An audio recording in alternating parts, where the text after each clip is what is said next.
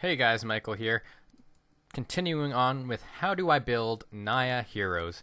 We're done with the non-creature spells, I think. What I like doing is I like just going through brainstorming them, and then afterwards, when I'm refining, I might pick up some other cards that I overlooked or something like that. So really, now's the time just to gather a large collection of cards and refine from there. So we have our non-creature spells. I think time to start building creatures. You can't build this strategy without creature cards. So we already have some creatures that we're including, like Hero of Iroas, Eidolon of Countless Battles, Gore Clan Rampager. So from there, I'm not really sure where I want to go. We have Fleece Mainline, I think, in the list as well, if I recall correctly. Spell it correctly, of course. So if we go back here, and we'll go to our creatures. Creatures especially are probably the more difficult side of things to actually choose what I want to do, because there are a lot out there. Opens up a ton of possibilities, especially when you're going tricolor. So what kind of strategy? Like, we can play. Do I want more of a just include only heroic cards? I don't really know if I want to restrict myself to that. So which is why I'm including cards like Fleece Mainline, because it gives us a little bit more resilience, I think, in the deck, and a little bit more utility, being able to possibly hexproof it and indestructible later on in the game. A Crone Crusader might not be a solid one drop. It would force us a little bit more into red, but especially with like launch the fleet, I think we could possibly have a definite way to make those creatures a lot stronger. If we include it, I definitely think that I would include Annex and Simid. If you don't know what that card is, it's this guy right here. And it would allow us to, like, he already has First Strike and Vigilance, and he has Heroic. He doesn't get 1/1 counters on himself, but if we have more of a, if we're trying to flood the board, like especially with like Launch the Fleet and a Crone Crusader, Annex and Simid might be a possibility, because we would be able to give them all +1/+1 and trample. I don't know if I really want to play a token strategy though. I think I'd rather stick to just a few larger creatures and play just grow them and really just beat down our opponent that way. A Crone Skyguard might be a possibility. It would give this deck some much needed evasion, but I think because we have Unflinching Courage, we have the trample. I'm not sure if I want a Crone Skyguard. I think we could go. I think we could do better than that. Archangel of Thune. I don't really want to raise my curve too high with that. I think we'd rather skip over. Arena Athlete. It would give us some damage, but again, we're not trying to be super aggressive, I think, with this list. I like including a little bit more utility in the list. Aurelia the War Leader, that could be a potentially fun blowout card. Just as a one of. Especially since we're expecting larger creatures by this point of the game. It might be something that people might not expect. So that's an interesting choice for sure. I do like including random one-ofs that have a large blow-up potential, but still at the same time are pretty strong cards in of them itself. I really messed that sentence up. But yeah, I do like Aurelia, I think. I think I might include one. I mean, again, we're just brainstorming here. That is really the War Leader. Yeah. Because we're playing a beatdown strategy, essentially, so being able to have an extra combat phase after that is pretty sweet, and it is still a Vigilance Haste flying creature. It is 6 mana, so that's why I am only including one of for that blow-up potential. But I think these types of decks, especially when we want to be very explosive, Aurelia the War Leader isn't a shabby choice, I think. I'm not sure if I want to play too many heavy double white symbols early on. Basara Tower Archer. Not playing a Hexproof strategy. The double green is a little bit harder to cast as well. It's tough. Creatures are definitely the harder choice, I think, in including in these lists. Boon Satyr, definitely, I think, especially with Hero of Iroas, we're able to bestow it a little bit cheaper, and it's a very solid card, and it pumps up our guys huge. So we'll throw in 2 for now. most of the time we're wanting to bestow it, so I don't really want to play it out just as a creature, especially since there's a lot of creatures I can just trade with it very efficiently. Brimez is a pretty nice card, especially with Launch the Fleet as well. If we are playing enchantments and pumps, we're able to keep it alive fairly well, actually, too. So Brimez might be a possibility as some of the non-heroic creatures that we're going to be including in our list. That's for sure. You know, we'll throw some in there.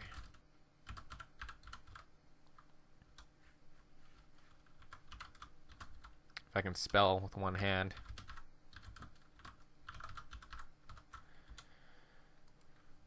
Again, just brainstorming, going through the lists. I think we do need some more heroic guys. Centaur Battlemaster, I think, is a little bit too slow.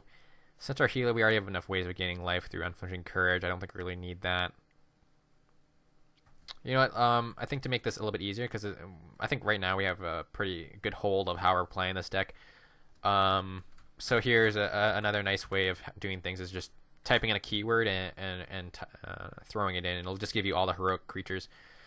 So Corona Crusader, I think we skipped over that. Annex and Seamaid, I would only play that if I was using Corona Crusader, I think. Dawnbringer Charioteers might not be a bad idea. I think Dawnbringer is a pretty solid card later on in the game. The heroic is nice, plus it gives us a chance to block some flying creatures, especially cards like Nightveil Spectre. We're able to block pretty efficiently with Dawnbringer Charioteers, and we do have ways to pump it up and get some nice evasion in, especially against Burn as well. Blocking against Chandra's Phoenixes very efficiently is nice, so I like the card.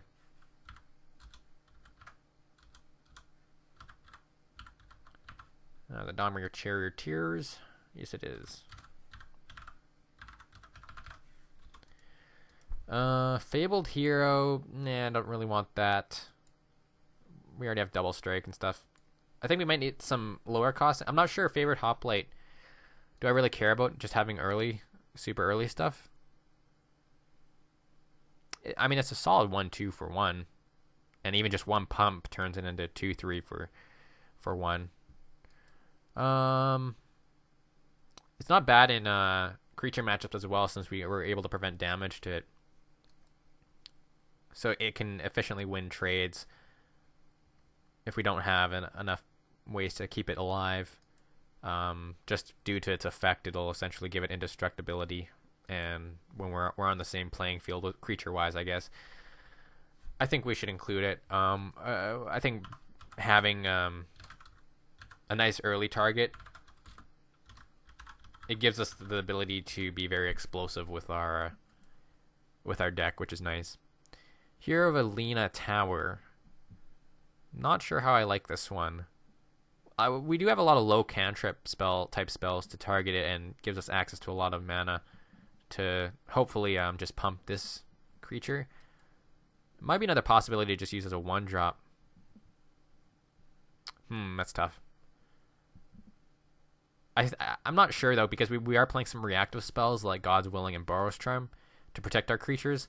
So I think if we're spending too much mana pumping this creature, I think we might run the risk of not having enough mana to leave up.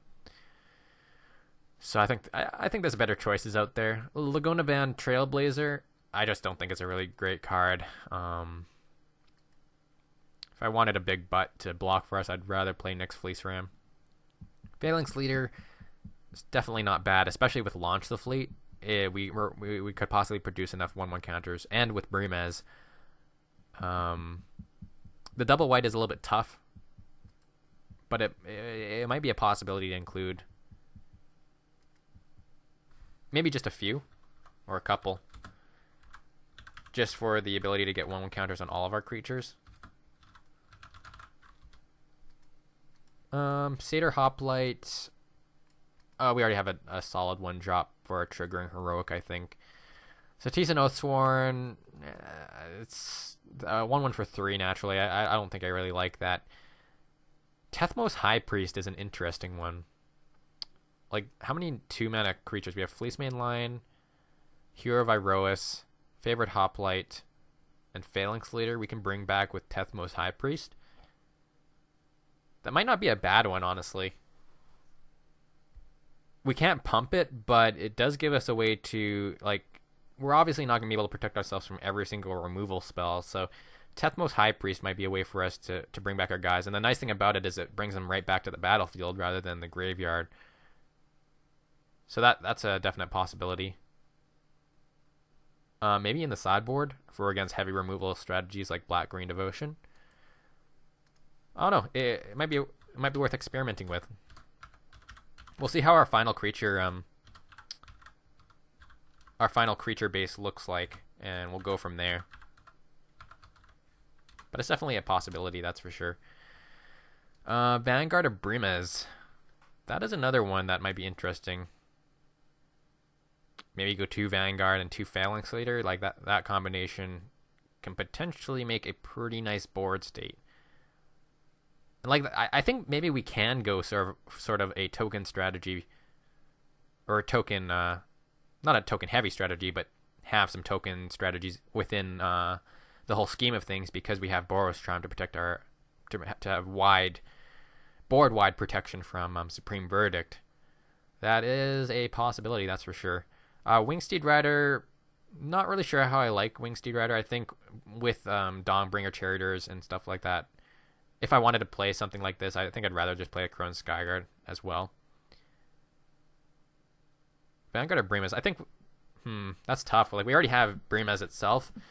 Maybe for flavor, including Vanguard of Brimez. That's a possibility.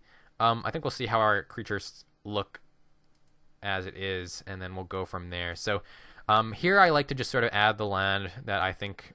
I like starting at 24 land, but we have a pretty low curve, I think, with this deck. So let's see. We're obviously including Sacred Foundries, Temple Garden, because we are going tricolor, so we want quite a few dual lands. Let's see, what else? Stomping Ground. I think 3 mana Confluence is decent. I actually think we could just go with 2. I don't like having a lot of mana Confluence, because if you draw 2 early on in the game, it can be very, very tough to come back from that. And I don't want to rely on Unflinching Courage to get us out of that problematic spot.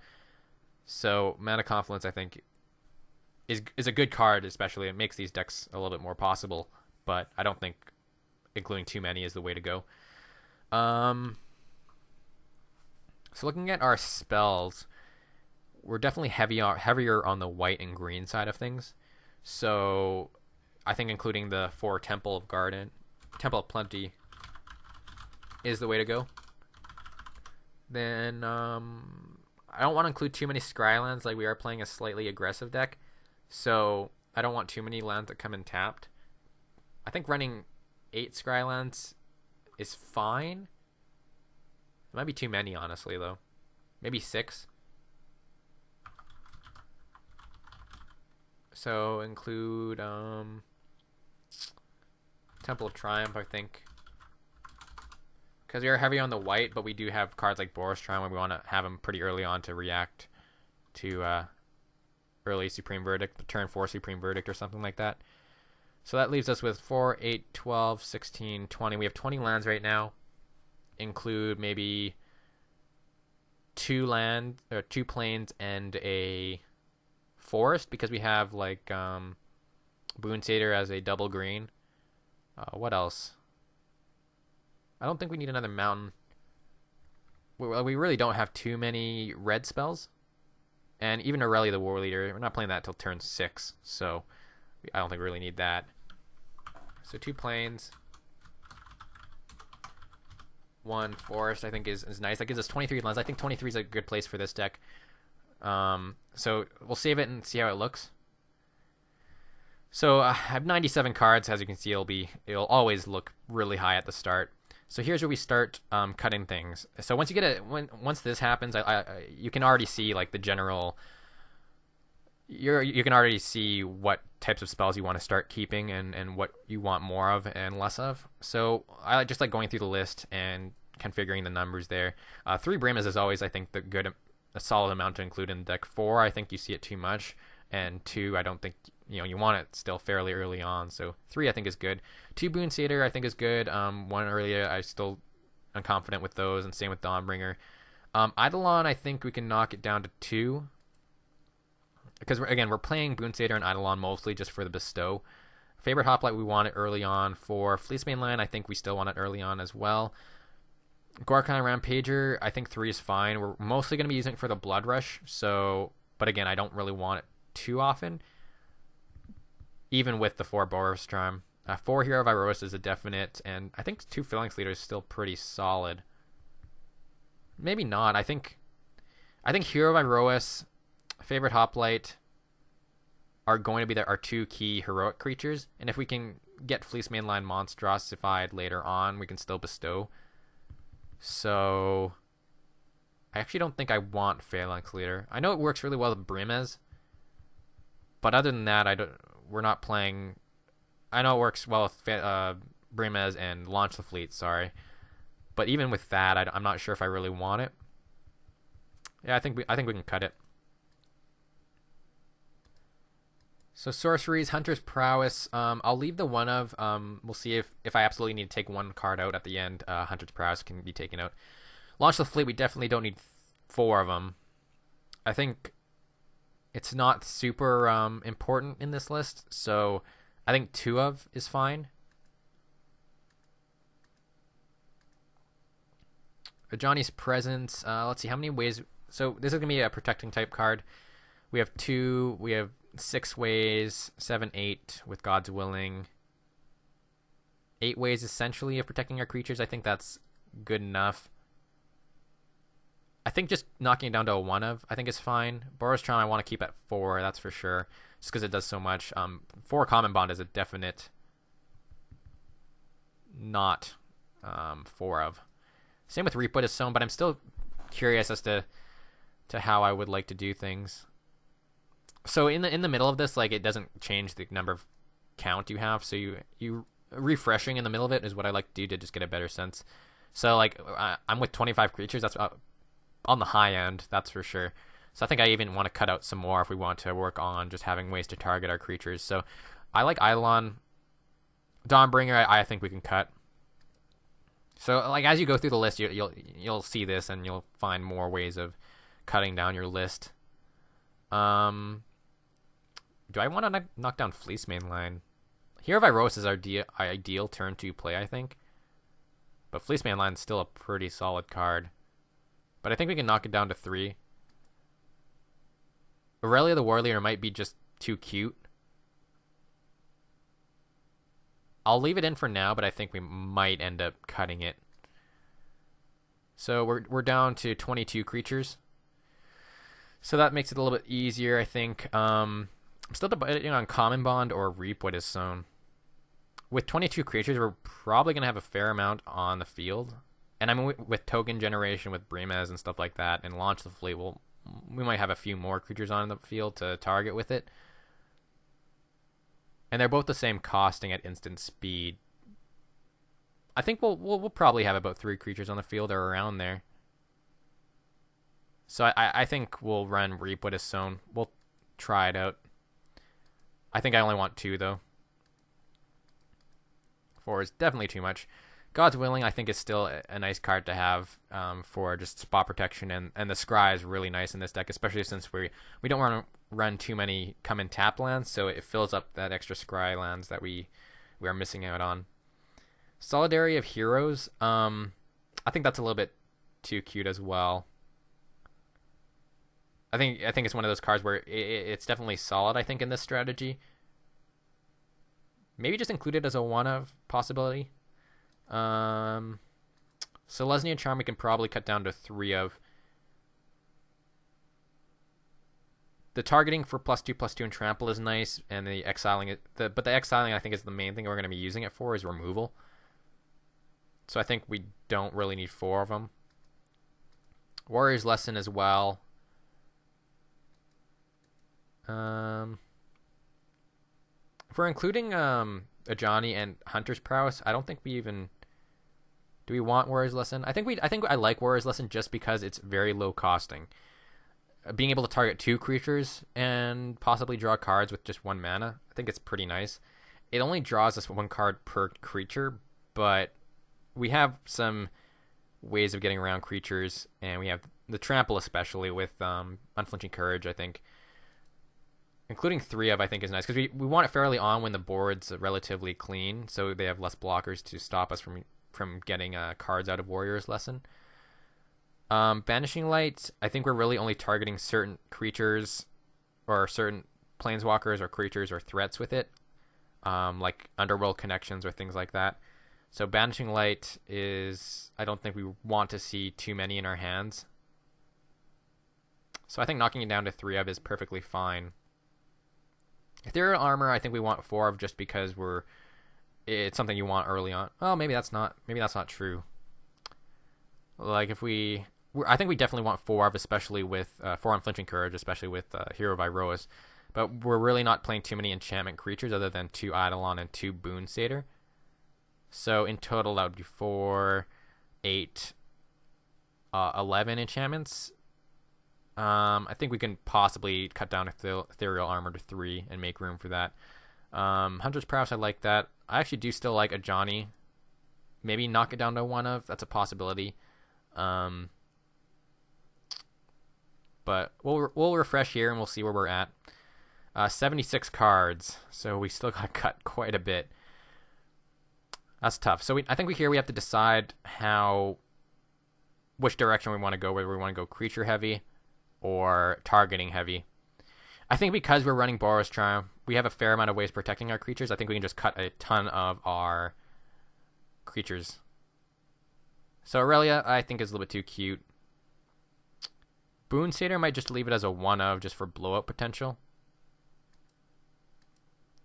Brimez, I don't think I like in this list. We want a little bit more on the heroic side of things. And Goar Clan, probably just for the opportunity to possibly turn 1 kill them. Our curve, we can probably cut. I think if we have Hunter's Prowess, we can probably just cut it, since we have. Well, if we have a Johnny, I think we can cut Hunter's Prowess. It gives us a way to draw cards, and it does a little bit more than Hunter's Prowess for the same amount of mana. So I think we can cut Hunter's Prowess. Not sure if I like Launch the Fleet. We're going to be trying to create larger creatures, so just creating a small 1/1 tokens I don't think is going to do enough for us. So we'll just get rid of all our sorcery speed stuff.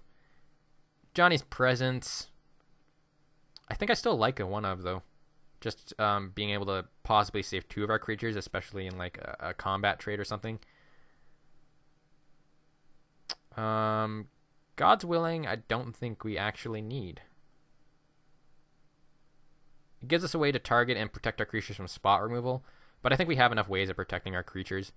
And I think I do want to sort of adapt a no fear type of strategy with this, meaning I don't think we can be super afraid of removal. It's just something in the format, and like we have Boros Charm and a Johnny's Presence. I think that'll be good enough to hopefully just buy us enough time to smack him for a ton of damage in 1 turn or a couple of turns.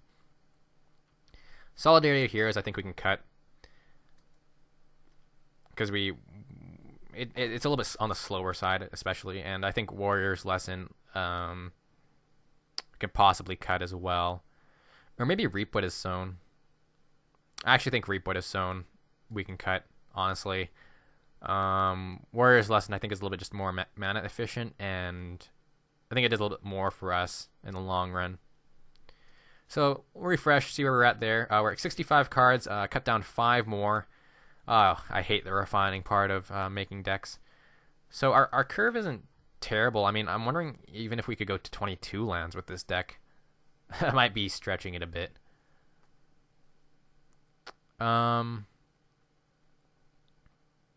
So I think we have to choose how many instances and enchantments we want. Maybe we do have to just cut Warrior's Lesson, or maybe cut our Johnnies. I'm not sure if I like that, though. I do like a Johnny Mentor of Heroes, though. I think we can cut a Johnny because it's a little bit too expensive for this deck, and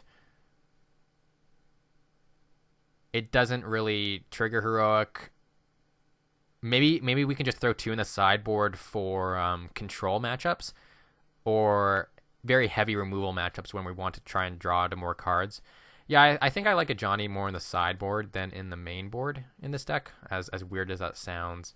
But I do want to try lowering the curve, and again, it's about making room for cards. So we have a fair amount of enchantments. So in total, we essentially have 13 enchantments. I think that's quite a bit for ethereal armor. So maybe we can knock down ethereal armor to 2 and do it things that way. This is tough. Because we knocked out a Johnny, our curve went down a lot. So I think we can cut it down to 2. A little bit on the risky side. But let's see, we don't have any heavy... we don't have too bad of a mana requirement for our cards. So I think we can cut the forest and go from there. So you need to cut 2 more cards. Boros Charm, God's Willing. That's tough. I think we can just cut the God's Willing. So there we go. Here's our 60 cards for the main deck. And then with the sideboard, we can add in the 2 Johnny Mentor of Heroes to make the full 15. The sideboard, of course, does take a lot more work, and I won't be going through the sideboard for this video series, but I think this is all right. It's a little bit of risky type deck of playing, but I think it does have a lot of potential of being very strong out of the get-go. So, of course, what I like doing is I just like playing a couple of goldfish rounds, imagining how the draws look. So here, a little bit of a risky draw. I mean, we could go turn 1 Favorite Hoplite, and hopefully if we draw a line, we can go turn 2 Hero of Iroas. But I think I want to see how this deck mulligans. No land. Awesome mulligan there. And here we have a turn 2 play, Fleece Mainline or Hero of Iroas, so I think this is good. So I just like seeing how some of the draws look. And we want to start... I'm trying to just imagine certain matchups and things like that. So... not enough ways to trigger heroic early on in the game. And Favorite Hoplite seems a little bit awkward, honestly, is what I'm already finding with these draws. Like, I think we're looking to get off on turn 2 and stuff like that. So, Favorite Hoplite I might cut just for other creatures, possibly. Or actually, I might replace it with Nyxborn Shieldmate. That really gives us only one way to target heroic, though. And I'm not sure if I like that. Yeah, I'm not sure if I like that. So this is tough. I think the problem with this is we're trying to adapt a hexproof strategy without the benefit of hexproof. So that's a little bit of a downside, but I still think this deck can be really explosive.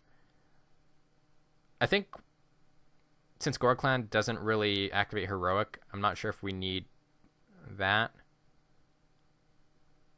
Maybe I'm including too many instances and instances and enchantments, so maybe that's the problem. Maybe I should only be looking at a couple of key ones.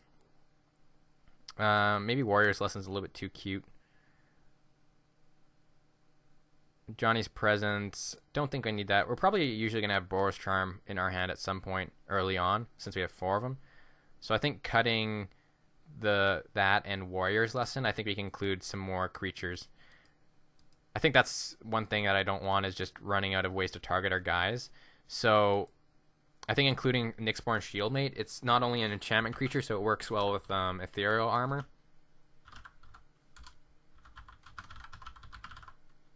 It gives us an additional creature to play if we need to. And then just adding, I think, an extra Boon Satyr, because I really like that card. So 21 creatures. I think this is much better. It still gives us 17 ways of essentially targeting our creatures. Well, 14 ways, but still, since well, I guess Banishing Light, we're not targeting our own creatures, but I think these ways are enough. because I want it to be a little bit more, the ability to at least just go aggressive, just playing threats on the board, and like Fleece Mainline's there too, so it's already pretty efficient in that sense. And Boon Satyr and Eidolon are both other ways we can trigger our creatures, and same with Nyxborn Shieldmate. So I think we have a better balance here, and that's the one problem I don't want to run into, is just not having enough ways to target our creatures.